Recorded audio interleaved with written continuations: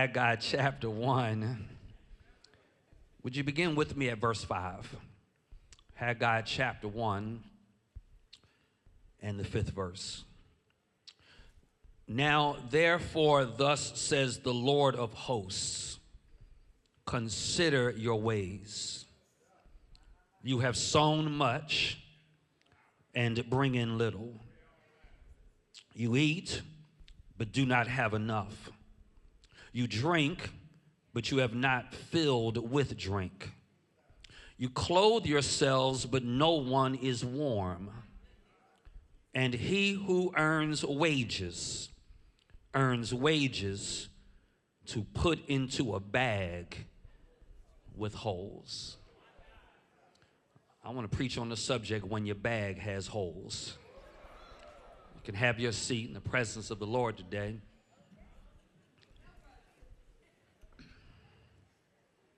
When your bag has holes. In 1986, the United States Congress overrode President Ronald Reagan's veto and imposed comprehensive economic sanctions against apartheid South Africa. It was the Comprehensive Anti-Apartheid Act. But what was interesting about the act is that it did not send troops. It did not send missionaries. It did not send thoughts and prayers. Instead, it sent a message in the language that power actually understands: money. Within 4 years, Nelson Mandela was free. Within 8 years, apartheid was dead. Not because people's hearts suddenly changed, but because their bank accounts changed. Economic pressure accomplished what decades of moral arguments could not accomplish.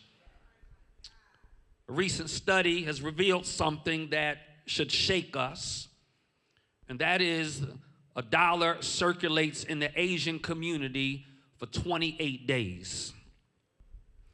A dollar circulates in the Jewish community for 19 days. But in the black community, the dollar circulates for 6 hours. In the black community, money doesn't circulate, it evaporates. 6 hours. And if our money keeps disappearing, it's not because it's cursed, it's because it's misaligned. Stay close, I'm going somewhere. We work, we hustle, we sacrifice, we start businesses, we dream dreams, and at the end of the month, too many of us are asking the same question: where did it all go? We made the money, but we can't find it. We deposited the money, but it disappeared. We budgeted, but somehow we're still behind. And the prophet Haggai has a word for us today. He says the problem isn't that you don't have income. The problem is I'm putting it in a bag with holes in it. Last week in our Prophets in Progress series, we encountered the audacity of a prophetic voice in Amos. We saw last week a shepherd from Tekoa who refused to be silenced by religious and political elites. Today, we meet another prophet by the name of Haggai.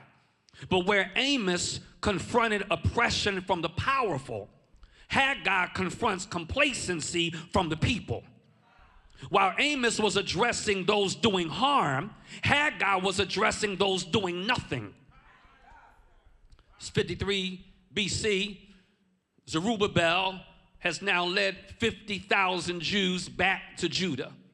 These are committed believers, I'm in the text, who are willing to leave the comforts of pagan Babylon, return to their homeland after some 50 years of Babylonian captivity. Once they arrive, they have found shocking devastation. They found something that they did not expect to see. What they found was that nothing had changed since the 50 years that they were taken captive. And so these 50,000 returning people now get about the business of rebuilding the temple. It's about 536 BC now, and they have laid the foundation. They laid the foundation of the temple building, but the Samaritans, who hated the Jews, began to oppose them. And so Samaritans, in their opposition, backed the Jews off of rebuilding the temple. Can I park here for a moment and say to us that when God calls us to a good work, we cannot allow any level or degree of opposition to keep us from doing what God is calling us to do. And I'm here to tell somebody in the room today, if you started something and somebody has backed you off of it, the Lord is sending you a message from this pastor to say, get back to doing what God has called you to do. They wind up in the midst of their opposition, and so the rebuilding process halts. And so as the years pass, slowly but surely, Jerusalem is coming to life again. They rebuild the foundation of the temple, but because of the opposition, they say, you know what? Let's not worry about the people. Let's not worry about our faith and religion. Let's worry about us. So instead of completing the building process, they start building homes, opening stores, establishing commerce, planting fields, harvesting crops. And before you know it, life begins to resemble something that looks normal. The problem is that the temple foundation still laid in ruins. And so they spend 16 years building, eating, drinking, establishing, but yet the entire community around them was in ruins. Stay close. 16 years of knowing what needs to be done, but still being too distracted by personal survival to do it. I'm preaching prophetically and y'all don't even realize it, because this is not ancient history. This is our story. We can become so busy trying to make it individually that we abandon what needs to be built collectively. And here's the prophetic word for the house, that until we rebuild together, none of us are truly thriving alone. See, Haggai understood something, y'all, that we've forgotten. That I can have my fancy personal paneled house, I can have my man cave or my she shed in the midst of all of that, but individual success is an illusion when the people around you are systematically excluded from the process. And some of y'all may not have appreciated my announcement about the Jamaican community, Haitian community, and African community, because you really don't think that really applies to you because you've been born in America. But I'm here to tell y'all, if we don't take care of everybody, all of us are in jeopardy. And so it's not about what we can accomplish in our own individual silos. It's about what we can accomplish together collectively. And I would argue today that Haggai has given us a word from on high. And he says, this is the problem with Word Tabernacle. This is the problem with Rocky Mount. This is the problem with Wilson. This is the problem with everybody around. It's not that you don't have. It's that you keep leaking. You got a bag with holes in it. Get the image. You're saving, but you're still leaking. You got the raise. You have the side hustle going. You got the promotion, but yet still living paycheck to paycheck. You think you're building, but you're not really building, you're bleeding. Because in the midst of those relationships, there's unhealed wounds, unspoken resentments. Think you are connecting, but every conversation feels like a transaction. Your child has your signature on their permission slip, but not your presence on the trip. Leaking. Connecting online, but disconnecting in real life. Somebody shout leaking. We think we're progressing, but we're really being drained. Our prayers lack power because I treat God like a genie and not like the Lord of my life. And at the end of the day, God is saying to us, you think you got a degree, hallelujah, but you're leaking. I'm not going to get a bunch of amens, but that's all right. We're in a generation that have accomplished less with degrees than 2 generations before us accomplished with a GED.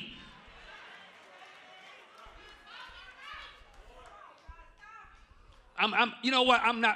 I know we need this word because we are the byproducts of parents and grandparents with high school degrees, high school diplomas, and found a way to pay for our college. And now here we are with 6-figure jobs, and I got a $700 a month card note, but I don't have $0 in the child's education fund because I'm leaking. This is not simply personal financial mismanagement. This is systemic economic sabotage. Haggai is diagnosing a community problem. The people collectively have misaligned their priorities, and the entire community is suffering the consequences. Which takes me to my points. The first thing that I want to lift up today, I told y'all I'm in the minor prophets. It's all law this month. The first thing he's teaching us all is that we need to examine our priorities. Twice in the text, verse 5 and again at verse 7, he says, consider your ways. Everybody say, consider your ways. He says, I want you to put your heart upon what you do. I want you to direct your attention upon what you do. I want you to reflect deeply on your ways. This is what he's saying, y'all. You and I need to take a moment of honest self-examination. Pastor, what does that look like? My honest self-examination means I need to audit my allegiances. My bank statement will tell me what I worship. Something is wrong when I spend $200 a month on streaming services and $0 a month on minority businesses. That means I have the wrong allegiance. As I said, a $600-700 car note and then $0 in the child's education fund. See, whether or not you recognize it, my priorities preach. Haggai is asking, what are we really building? What is my true investment? The people have prioritized personal comfort over collective calling. They had abandoned God's house while perfecting their own. Proverbs 3:9. Honor the Lord with your wealth and with the first fruits of all your produce, and then your barns will be filled with plenty. Family, when my priorities are misaligned, no amount of income will ever be enough. We cannot assume that individual success equals community progress. Haggai exposes the lie that while we have more than we've ever had, we're still leaking.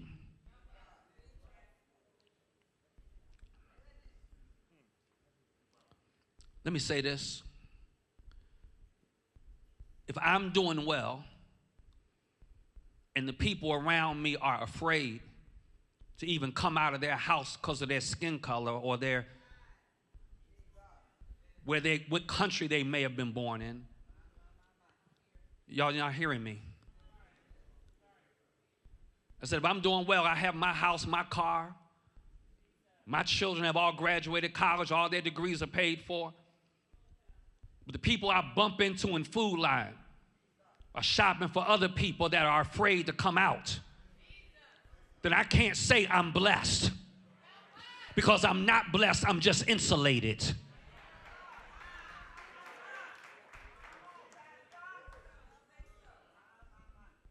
What I'm trying to get you to see is that we have to examine our priorities. Not only do we need to examine our priorities, I think he's telling us that we need to evaluate our patterns. Because Haggai's diagnosis goes deeper. He exposes every pattern of behavior that guarantee poverty no matter how hard people work. Eating, drinking, clothing. I asked the Lord to do something for me, but I don't think he's going to do it. I was asking him to help me say this in a way to not be too harsh. I'm trying to get him to soften my way of approaching this. But I want us to recognize something wrong when the pocketbook I'm carrying costs more than how much money I have in a savings account.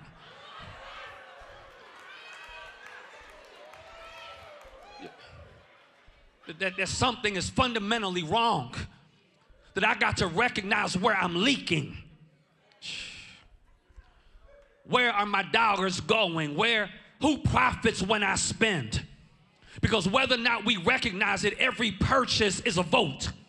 Every swipe is a sermon. Every dollar preaches something about what I believe. And when I spend money on corporations that fund policies designed to suppress my vote and defund my schools and dismantle health care, we are funding our own oppression. That's a hole in my bag.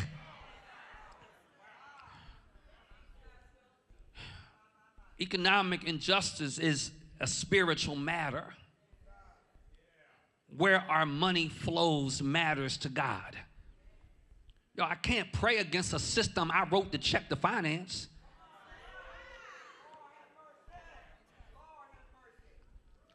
Hear me. Financial literacy is not optional for the people of God. Financial literacy is a form of liberation. Proverbs chapter 13 says, a good man leaves an inheritance to his children's children, which means generational wealth is a biblical concept. DeForest Soares said something that fully changed my way of thinking. He said, debt is the enemy of choice.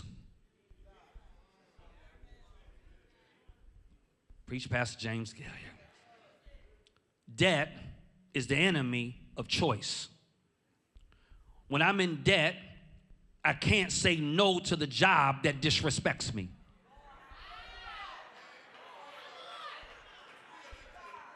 When I'm in debt, I can't leave the relationship that's killing me. When I'm in debt, I can't take the risk that might change my family's trajectory. When I'm in debt, I can't support the cause I believe in. When I'm in debt, I can't boycott the business that I know is wrong, because debt makes you available to everyone except yourself.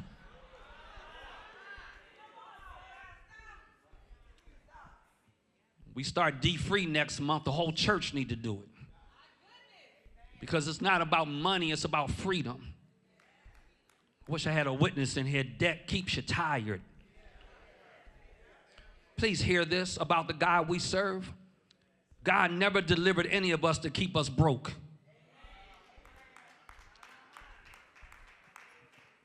We need to examine our priorities. We need to evaluate our patterns. I'm about to be done. And here's the last thing. We need to establish our partnerships. We must build together. I need you to hear this. I think a lot of preachers get this text wrong because, the text at its root is people built these fancy houses for themselves, and the church is in ruins. And then people get all in an uproar. What's wrong with me having a nice house? It's not simply about the building of the church. It's about what the church represents. It wasn't just about worship. We have a beautiful building. If it was about that, how pretty the building is, I wouldn't even be able to preach this text. So it can't just be about the pretty the building is. It's about the church being the center of the lives of people in the community. See, the temple that they were building wasn't just religious, it was the community's economic engine. It was where widows got care.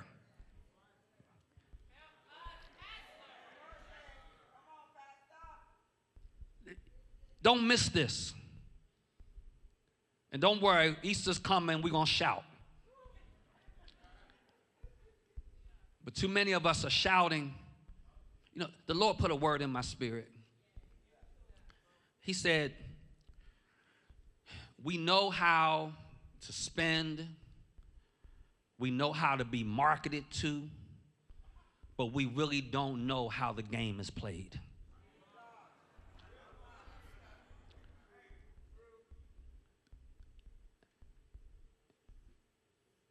Your pastor can stand in front of you and say, we're going to devise a program for the Haitian community, Jamaican community, the African diaspora.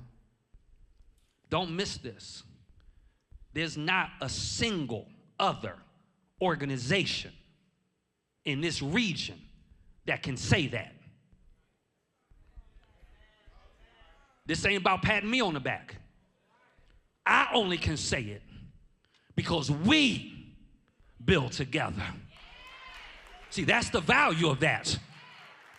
Can I kill demons? I don't get to say I care about that community and I don't give to the church.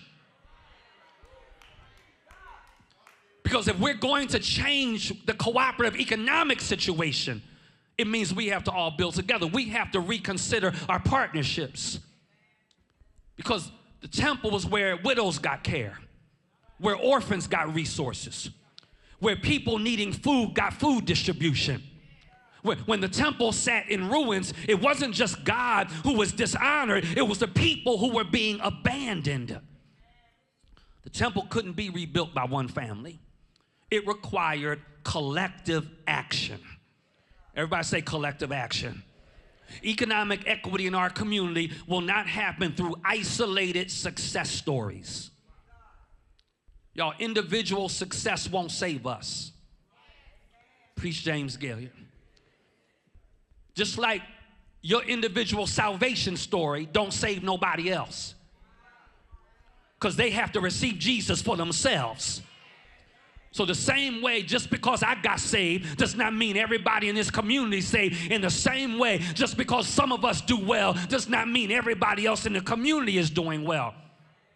Individual success won't save us. It's going to take collective strategy. That's why Ecclesiastes chapter 4 says 2 are better than 1 because they have a good reward for their toil. For if they fall, one will lift up his fellow. We need economic partnerships. We need to support businesses that support us. That's why we have a Thrive list.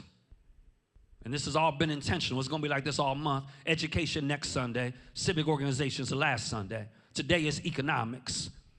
The reason we have a Thrive list as an app to connect us back with black, minority-owned, female-owned businesses is because every time, I need you to hear me, every time we choose to spend with a business on that list, we patch a hole in the bag.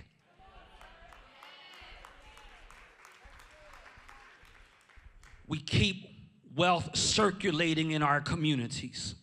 We practice kingdom economics. Hear me, y'all. The Thrive List is not charity. It is strategy. That every time we choose a minority-owned restaurant over a chain, we keep money in circulation. 28 days in the Asian community, 19 days in the Jewish community. I'm just trying to get us past 6 hours. And the only way we can get past 6 hours is if we build together. Let me push this a little bit further, because it's not enough to support those who support us. We have to also stop supporting those who harm us. That if a company or a person profits from your pain, then loyalty should not be your responsibility. When corporations take dollars and then donate to politicians who gerrymander our district, who restrict our voting access, who cut funding for public education in our neighborhood, that is economic violence. And our spending is the weapon they're using against us. So, what's the text telling us to do? To consider my ways, to audit my spending, to assess my patterns, to align myself with resources that have kingdom values. That there is a sin of funding systems that destroy us while complaining about the destruction. Boy, I could do a whole... There is a promise from God that when we align our priorities with God's purposes, He will bless the work of our hands. That I want us to see that my money is a spiritual document, that my spending is a confession of faith, that my economic choices are an act of discipleship. I want us to leave here today making up in our mind, I'm going to do some things. I'm going to download the Thrive list. I'm going to spend some money on them businesses. I'm going to sign up for D-Free next month. I'm going to pray over my budget as an act of worship, asking God to show me where the holes are so I can patch them up. If I'm living paycheck to paycheck, I'm leaking. If I can lose my next 6 months of income and lose my car or my house, I'm leaking.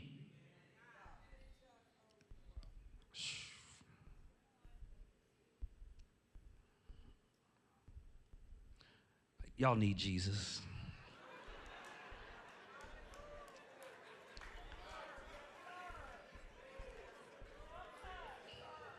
Just everybody shout, I need Jesus. Can I tell you why we need Jesus? Because some of us have holes that a budget can't fix. We need Jesus because some of us have leaks that no financial literacy class can stop. Some of us need Jesus because I have leaks and I've been drained by systems, drained by trauma, drained by generational patterns. But I serve a God today who specializes in filling holes in my life. Is there anybody here that knows that God can fill every hole? Tell your neighbor, He can fill the hole. Isaiah said, your ancient ruins shall be rebuilt. You shall rise up with foundations of many generations. You shall be called the repairer of the breach, the restorer of streets to dwell in. Jesus Christ is the repairer of the breach. He's the one that took our broken lives and filled them with grace. Jesus is the repairer of the breach. He's the one that took my empty soul and filled them with purpose. Somebody shout, I need Jesus. He's the one that hung on a cross. He is the one that got pierced in his hand. He's the one that got pierced in his side so that every hole in my life could be made whole. Jesus was the one that was pierced so my life wouldn't be leaking. He's the one that took holes in his hands so holes in my life could finally be healed. And so today I'm going to tell you, you've been living with a bag full of holes. We've been working, nothing to show for it. I want to introduce you to somebody. A God that can patch every hole in your life. A God that can repair every breach in your life. A God that can fill every empty space in your life. But it all starts with me surrendering myself to Him. When you're whole, when your bag has holes. Some of us that come to church today, the bag of my marriage has holes. It's not just financial. My relationships leaking. My emotions leaking. My dreams leaking.